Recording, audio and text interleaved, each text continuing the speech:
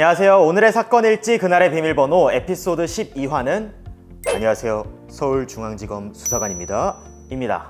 미소님, 혹시 보이스피싱 전화 받아보신 적 있으세요?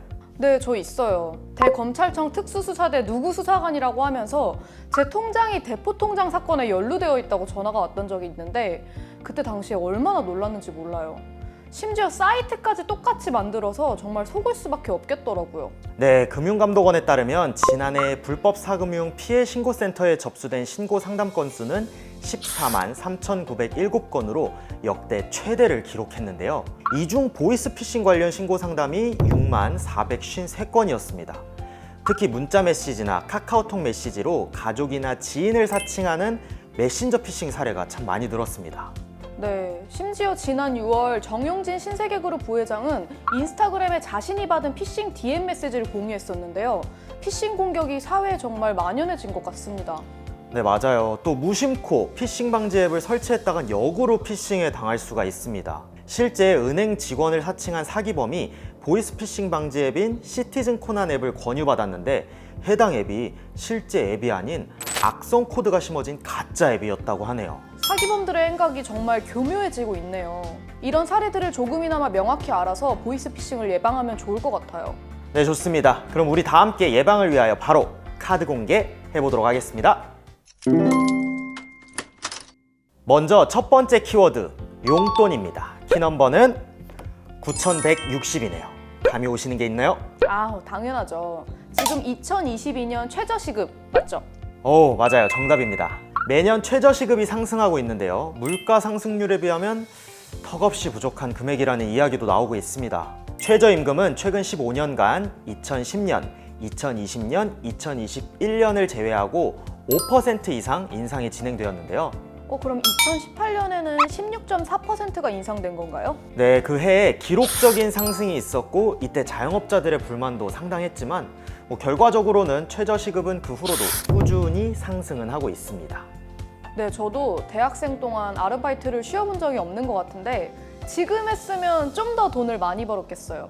그러면 미소님은 아르바이트 뭐뭐 해보셨어요? 저는 고깃집에서 관광객 대상으로 라이브 카페 알바를 했었어요. 아, 진짜요? 네, 그 미성년자도 할 수 있는 일이었습니다. 노래 잘하니까. 네, 그래서 보아, 발렌티 이런 거 불러주고. 한번 불러주세요. 네. 네, 미소님처럼 요즘 친구들 역시 열심히 아르바이트를 하는 학생들이 참 많은데요. 그런데 대학생들의 가벼운 주머니 사정을 아는 사기꾼들이 고수익 아르바이트와 같은 미끼를 던져서 궁핍한 대학생들을 노리고 있다고 합니다. 네, 두 번째 키넘버는 바로 80만입니다. 뭘까요? 80만 원? 네, 맞습니다.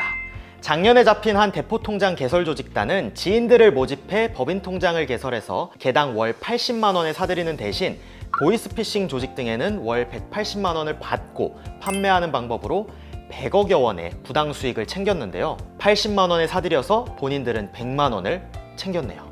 이게 사람이 이상하고 수상한 걸 알면서도 돈이 한번 들어오고 나면 마약처럼 빠질 것 같기도 해요. 또 그쪽에서 불법적인 일이 절대 아니다라고 자꾸 강조하면 한편으론 그걸 믿고 싶어질 것 같기도 하고요. 그렇습니다. 아무래도 사회 경험이 적은 사회초년생들이 타깃으로 설정이 되는데요.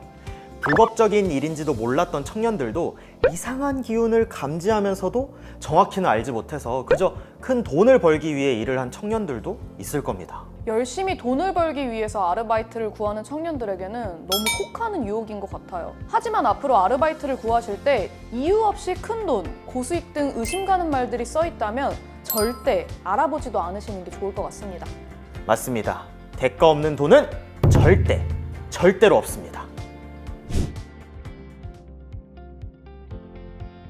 네, 이어서 두 번째 키워드를 봐보겠습니다. 바로 방관이라는 키워드인데요. 키넘버도 바로 확인해 보도록 하겠습니다. 키넘버는 제49조네요. 범죄자를 잡아갈 법이겠네요. 아니요. 대여해준 사람들을 잡는 법인데요. 전자금융거래법 제49조에 따르면 접근 매체를 대여받거나 대여한 자 또는 보관, 전달, 유통한 자는 5년 이하의 징역 또는 3천만 원 이하의 벌금 등으로 처벌된답니다. 아니 범죄로 이용된다는 사실을 몰랐는데도 처벌을 받나요? 이 보이스피싱 조직의 광고에 속아 범죄인지 모르면서 검행에 가담하게 됐다는 사실을 입증한다면 처벌을 받지 않지만 그 과정이 어려울 수밖에 없습니다. 그렇네요. 입증하는 게 정말 쉽지 않을 것 같아요. 맞습니다. 어떤 범죄를 저지르는 것인지에 대한 인식이 없더라도 범죄 연관성을 의심하기 충분한 정황이 존재한다면 미필적으로나마 범죄를 인식 또는 예견한 것이라 판단돼 사기 방조죄가 성립할 수 있기 때문이죠. 이거 정말 유의해야겠네요. 네, 맞아요. 그럼 바로 두 번째 키넘버 한번 확인해 볼까요? 네, 두 번째 키넘버는 바로 3천만 원입니다. 정답은 벌금이겠네요. 네, 맞아요. 모르고 당해도 억울한 상황이 벌어질 수도 있으니 보이스피싱은 유의하고 조심하고 예방하는 방법을 알아보는 것이 제일 좋습니다. 어떠한 상황에서도 1번, 통장, 카드 등을 양도, 대여를 조건으로 제시하는 경우 2번, 계좌 또는 카드의 비밀번호를 요구하는 경우 3번, 계좌에 입금할 테니 다른 사람에게 이체할 것을 요구하는 경우 4번, 누군가에게서 현금을 받아 다른 사람에게 전달하라는 경우는 무조건 유의해야 합니다. 네, 이렇게 대포통장 주의사항을 알아봤는데요. 대출, 법인 자금 융통 등 각종 이유를 대면서 통장을 개설해달라는 사례도 있는데 대포폰 계통으로 명의를 빌리는 경우도 참 많다고 하니까 이 부분도 꼭 조심하시면 좋겠습니다.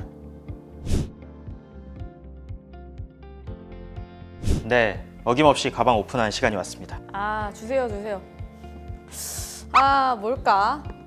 오늘은 근데 제 눈에 딱 세 글자가 띄어요. 6글자가 보이는데요? 혹시 저것이? 어디 뭘 보고 그렇게 말씀하시는 거죠? 저 80만 원? 하나, 둘, 셋. 야, 신난다. 비밀번호를 너무 쉽게 설정하는 것 같아요. 모바일 통장이네요. 맞아요. 요즘은 사실 종이 통장 잘 안 쓰잖아요. 그렇죠. 다들 모바일로 업무를 처리하기 때문에 네. 이렇게 준비를 해봤습니다. 어릴 때부터 우리는 쉽게 통장을 개설할 수 있었습니다. 요즘은 은행에 가지 않더라도 핸드폰으로 쉽게 만들 수가 있어서 조금 가볍게 느껴질 수 있지만 너무나 중요한 나의 신용정보인데요. 네, 우리의 소중한 정보가 범죄로 사용돼서는 안 되겠죠. 나날이 진화하는 보이스피싱으로 인한 피해는 누구든 예외가 될 수 없습니다. 아차 하는 순간 내가 피해자가 될 수도 있다는 경각심을 잊지 말고 예방을 위해 주의를 기울이는 것이 좋겠습니다. 네, 그리고 다들 잘 아시겠지만 마지막으로 주의사항 하나 말씀드리도록 하겠습니다. 관공서, 금융기관, 수사기관 등에서는 어떠한 경우에도 전화상으로 개인의 금융거래 내역이나 인적사항 등을 물어보지 않는다는 거 꼭 기억해 주시길 바랄게요. 그럼 저희는 다음에도 더 유익한 주제로 찾아뵙도록 하겠습니다. 여러분들 모두 안녕! 안녕하세요, 김연아입니다. 지금 보신 이 영상 재밌고 유익하셨나요? 구독을 해주시면 더 재밌고 유익한 영상을 보여드릴게요. 좋아요와 댓글도 많이 부탁드립니다.